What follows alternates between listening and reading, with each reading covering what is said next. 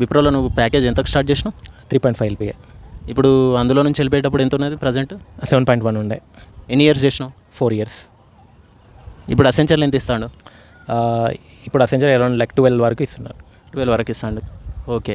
Start అయినప్పటి నుంచి ఇప్పటికి కెరీర్ చూసుకుంటే కొంచెం గ్రోత్ అనేది ఉన్నది. ఒక ప్రాజెక్ట్ మొత్తం కంప్లీట్ అయ్యేదాకా అక్కడే ఉందామన్నట్టుగా షిఫ్ట్ అవ్వలేదు, ఎందుకంటే నేర్చుకునే స్టేజ్ కదా, బేసిక్స్ రిలేటెడ్గా మనకు యూజ్ అవుతాయని. నైట్ టైంలో కూడా చాలాసేపు వర్క్ చేసేది. కొంతమంది వీని ఫ్రెండ్స్ను కూడా మధ్యలో లే ఆఫ్లు వచ్చేసి తీసేసిళ్ళు.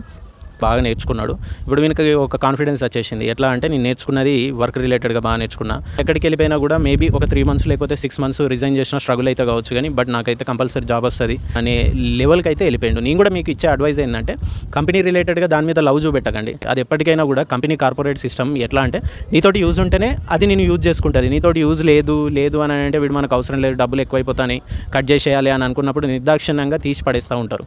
కాబట్టి వర్క్ నేర్చుకుంటే ఎక్కడైనా మీరు గ్రోత్ అనేది కనపడుతుంది.